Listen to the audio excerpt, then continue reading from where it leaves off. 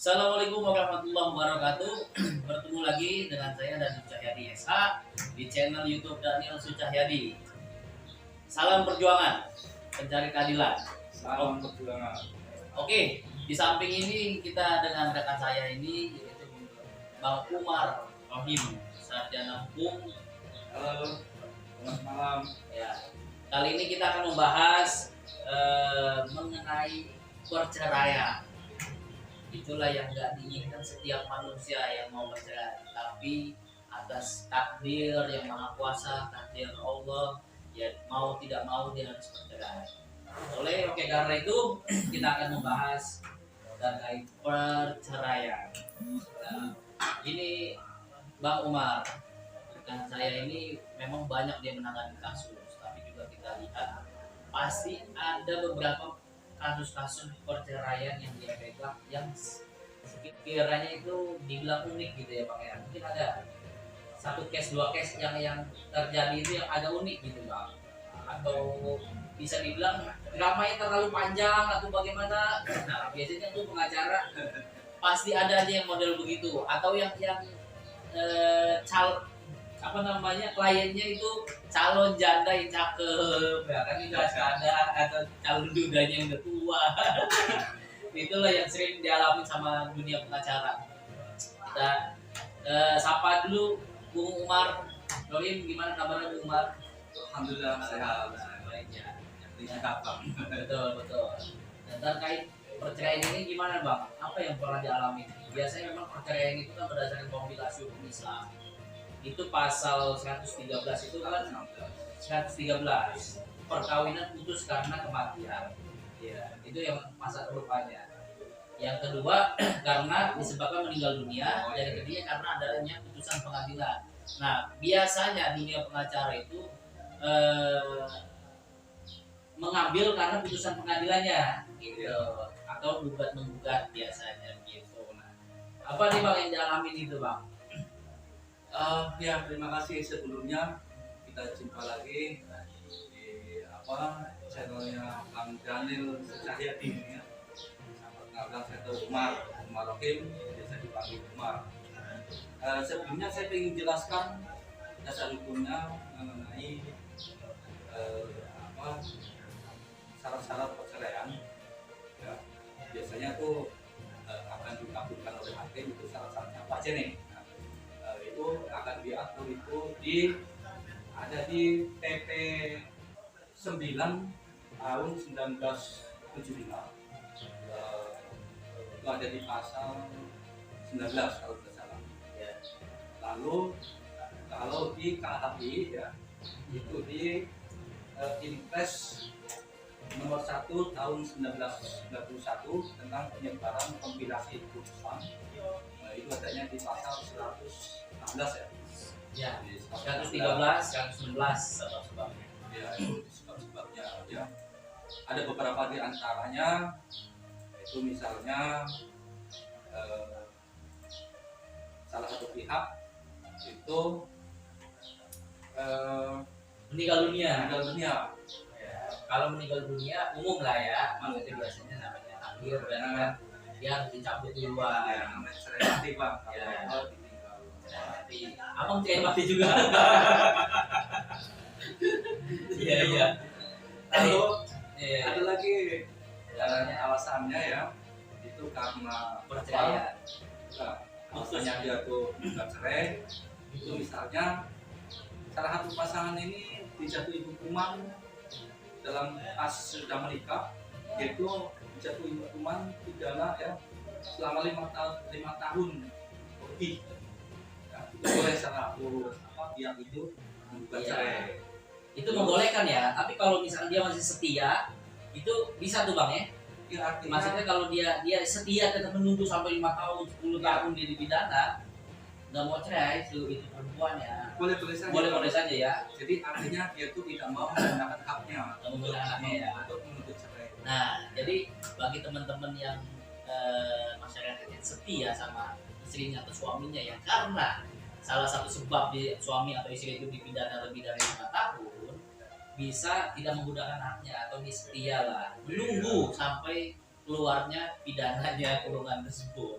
Ya, untuk alasan ini bang, jadi ada sering saya dengar ya di masyarakat awam ini. Jadi kalau sudah dia tidak memberikan nafkah, itu kan kalau Lahir batin gitu ya. lahir batin. Selama 2 tahun. Kan katanya 6 bulan ya, 6 bulan. berturut ya, Ya. tidak memberikan nafkah lahir batin. Nah itu saat itu dia boleh menggugat cerai. Ada beberapa anggapan di masyarakat kalau dia tuh udah nggak beri nafkah itu lebih dari 6 bulan, apalagi sampai 5 tahun itu bang ya, itu katanya dia tuh udah sah cerai itu. Iya. Belum bang, menurut saya bang. Karena apa? Itu kan hanya alasan ya. Jadi tergantung pihaknya ini mau menggunakan haknya atau tidak nih untuk menuntut cerai.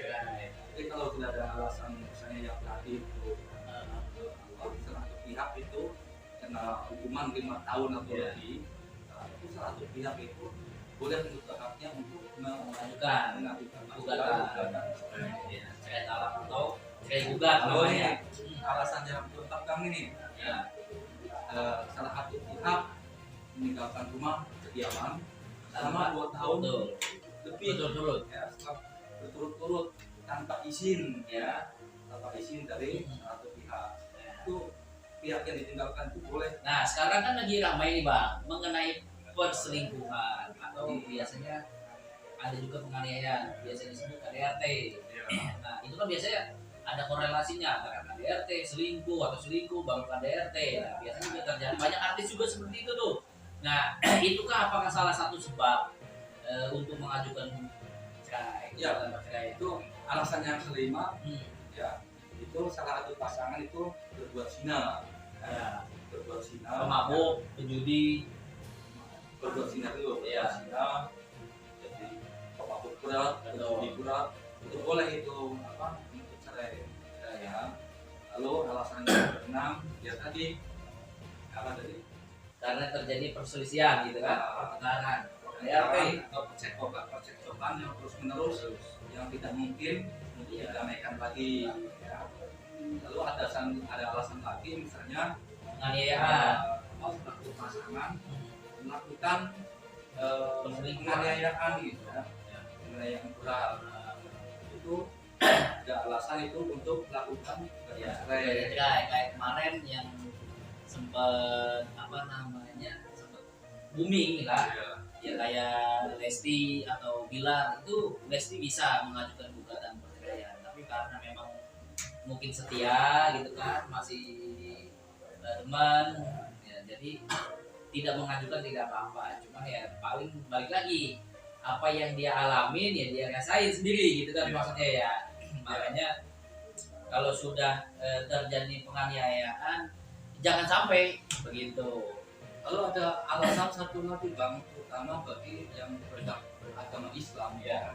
ada alasan satu lagi bagi pasangan yang beragama Islam, Ya. yaitu salah satu pasangan itu murtad, Murtad ya, keluar dari agama Islam, itu itu pindah agama lain.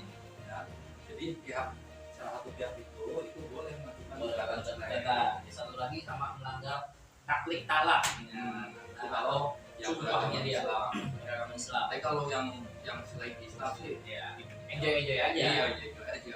Betul. Nah, ini kita bahas ini untuk perceraian pada pengadilan agama Islam. Makanya kita pakai kompilasi hukum Islam. Iya. Ya, kompilasi hukum Islam itu dan undang-undang perkawinan dimasukkan dalam satu tuntutan. Biasanya ada buku 1, buku 2 jadi dalam kompilasi hukum Islam itu disebutkan pasal 113, 116 gitu. Nah, jadi gimana bang? Kalau terkait karena biasanya ya yang kita alami itu tuh karena perceraian itu karena ada putusan pengadilan.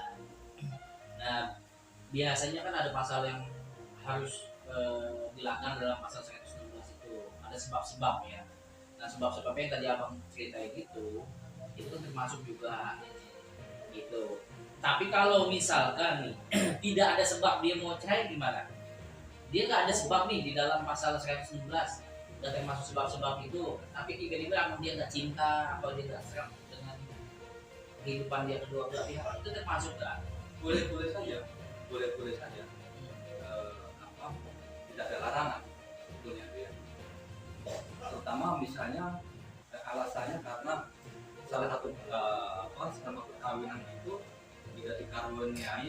keturunan, ya. Keturunan. Tidak dikaruniai keturunan, boleh-boleh saja misalnya si selama pasangan suami istri ini tidak punya anak. Ada beranggapan si suami jangan-jangan istri saya ini mandul ini sakit punya anak. Ya, dengan alasan itu boleh aja itu masukkan juga Boleh mengajukan ya. boleh saja. Nah, mengenai kewenangan dikabulkan atau tidak, kewenangan hakim berarti gitu. Karena tidak disebutkan dalam alasan pasal dalam 116 itu tersebut. Tapi begini Bang, Tapi selama saya itu nangani perceraian Bang, itu alasan yang paling mendasar ya, yang paling sering itu dikabulkan oleh hakim atas gugatan cerai itu biasanya itu karena terjadi pertengkaran terus menerus yang tidak mungkin untuk didamaikan lagi Pak. Nah, tapi memang kadang suka ada juga ya namanya kehidupan manusia jutaan bahkan miliaran, dia nggak ada percecokan, nggak ada perzinahan, nggak ada pertengkaran sampai KDRT, tapi dia emang mau pisah karena mungkin udah nggak cinta. Makanya cintanya ini kepada masyarakat ini suami istri, jangan cintanya itu cinta taklid buta. Taklid buta itu dalam arti itu kalau nggak ada dia mau nggak hidup. Nah, itu jangan sampai. Itu karena kalau ditinggalin seperti itu ya kasihan, artinya bisa dia bunuh diri karena ditinggalin. Kan biasanya begitu ada suka ada Ya alasannya karena sudah tidak ada kecocokan ya Pak, apalagi ya rumah tangga dipertahankan. itu juga termasuk juga. Itu pertimbangan hakim juga. Karena ada beberapa klien saya itu nanya begitu, ini saya nggak ada pertengkaran, nggak ada percecokan, nggak ada KDRT, dia nggak mau mabuk, ya aman-aman aja gitu. Tapi dia udah nggak suka gitu, udah nggak suka gimana sih? Makanya hati kita itu menurut dia gitu ya, udah luntur gitu sama cinta dia kepada suaminya, makanya dia mau mengajukan gugatan perceraian. Kita bilang, nah itu memang agak sulit kalau nggak ada perselisihan. Minimal dia diadain atau gimana supaya dia bisa mengajukan perceraian. Iya. Ada sebab-sebabnya Pak. Tinggal kita kalau mengajukan gugatannya ya, kalau untuk suami ya, untuk suami itu kan permohonan cara talak. Kan kalau yang mengajukan gugatan itu istri yang itu namanya gugat cerai, Cerai juga. cerai juga. Nah berdasarkan alasan tadi bisa saja itu dalam gugatannya ya, dalam permohonan cara talak itu kita sampaikan saja sudah tidak ada kecocokan. Nah makanya tidak mungkin rumah tangganya akan bahagia kalau sudah tidak ada kecocokan gitu. Iya. Berdasarkan alasan Makanya biasanya kalau suami yang menggugat, namanya gugat cerai talak ya, permohonan cerai talak, dia harus mengikrarkan nanti setelah putusan pengadilannya tersebut. Kalau tidak diikrarkan selama 3 bulan ya, kalau nggak salah tadi, sampai 6 bulan tidak diucapkan ikrar talaknya itu di depan majelis hakim, makanya dia bisa gugur permohonan cerai talak gugur. Nah kesimpulannya jadi Bang, intinya dalam kompilasi hukum Islam ini pasal 113 perceraian putus karena adanya kematian. Nah, karena juga perceraian dan adanya putusan pengadilan. Disambungkan lagi dengan pasal 116 sebab-sebab perceraian yaitu karena ada salah satu pihak berbuat zina, pemabuk, pemadat, judi. Itu yang pertama. Yang kedua, meninggalkan pihak lain selama berturut-turut tanpa izin. Yang ketiga, runsenya mendapat hukuman penjara 5 tahun atau hukuman yang lebih berat. Yang huruf B-nya melakukan kekejaman KDRT lah dibilangnya. Atau yang berikutnya itu cacat badan, ada juga cacat badan juga ya, cacat badan, penyakit cacat badannya tidak mungkin disimpan lagi. Betul. Yang selanjutnya itu adanya percecokan perselisihan secara terus menerus. Yang kelima selanjutnya suami melanggar taklid talak. Yang keenam, yang selanjutnya peralihan agama pemuda keluar dari Islam itu yang beragama Islam. Ya, betul. Oke, begitu. Ini ada lucu nih Bang. Apa tuh? Kita nangani perkara ini unik ini. Menurut saya itu unik sampai saya dibilang kesal juga kesal, tapi geli juga. Alhamdulillah ya jadi batal gugatannya. Ya. Jadi ketika ketika sudah proses persidangan, Eh, ini kan kalau di dalam apa sidang perceraian Bang, itu kan hakim itu setiap sidang pasti kan menawarkan untuk damai. betul betul. Lain kalau perkara perdata biasa Ya. kan biasanya tuh di saat apa acara mediasi saja. Selanjutnya tuh sudah replik, Masuk duplik, ya, masuk substansi. kemudian udah masuk pokok perkara lah. Ya, Tapi kalau untuk perkara perceraian kan biasanya hakim itu di setiap persidangan pasti akan menawarkan untuk berdamai. betul. Nah, suatu ketika saya ini nangani perkara perceraian Bang. Ya, Nah, itu kalau nggak salah sudah sampai duplik kalau nggak salah udah pakai Duplik, ya? duplik. Nah, ini kan kebetulan prinsipal juga hadir ya.